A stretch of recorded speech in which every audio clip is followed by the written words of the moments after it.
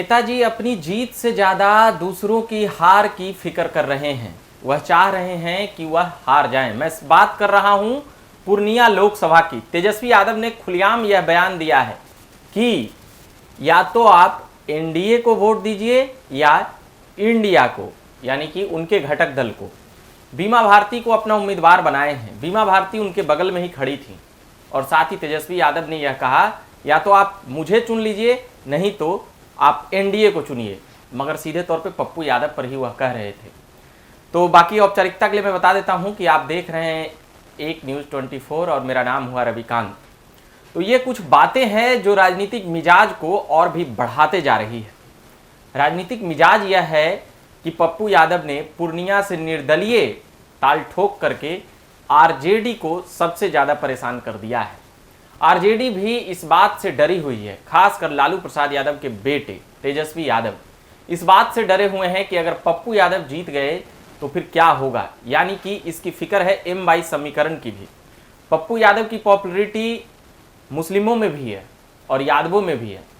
और राजद के लिए एक और बड़ी समस्या का विषय यह है कि पप्पू यादव पहले 20 साल पहले, और जब वो 91 से शुरू किए थे राजनीति, तो पूर्णिया के क्षेत्रों से ही वह निर्दलीय भी जीतकर लोकसभा में पहुंचते रहे हैं। और जिस प्रकार से वह लगातार रोड शो कर रहे हैं और हजारों हजार लोग उस रोड शो का हिस्सा बन रहे हैं, तो इससे पूरे टेंशन में है। इसीलिए तेजस्वी यादव का साफ कहना था कि भैया या तो आप मुझे चुन लो या तो फिर मोदी जी को चुन लो।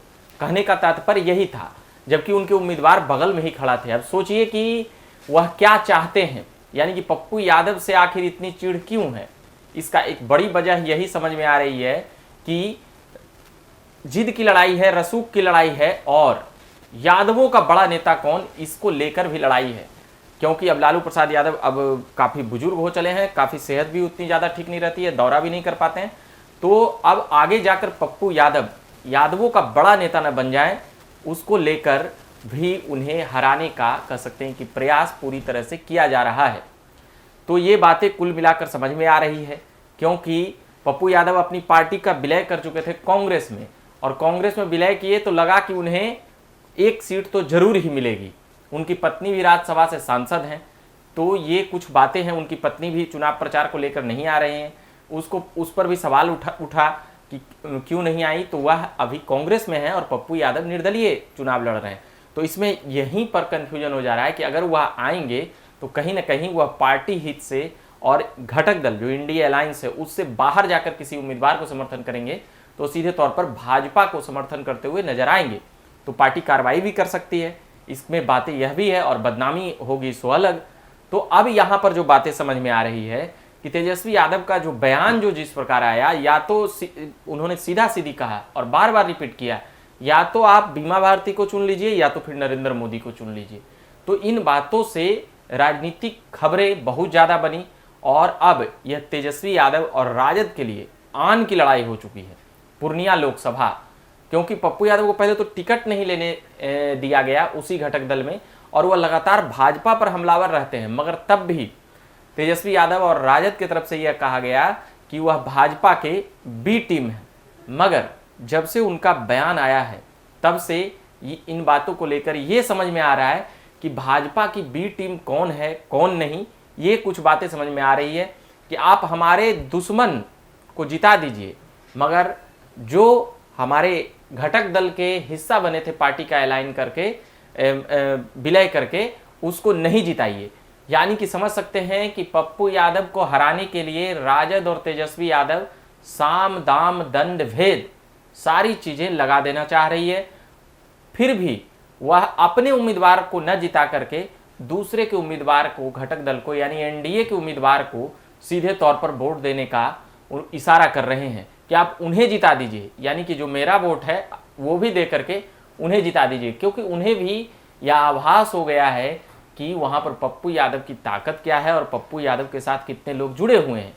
जो देखने और समझने के बाद यह समझ में आया। बीमा भारती को लेकर नीतीश कुमार भी काफी मुखर होकर बोले हैं कि वह तो हमारी ही तरफ थी, बार बार आती थी कि मंत्री बना दीजिए, मंत्री बना दीजिए। मगर अब कितना मतलब कि हमारे तरफ भी आई थी तो मंत्री भी बनाए थे, मगर अब पिछले कुछ समय से नाराज चल रही थी बीमा भारती। पिछले समय भी खूब वायरल हुई थी जब वोटिंग हो रहा था विश्वास मत का।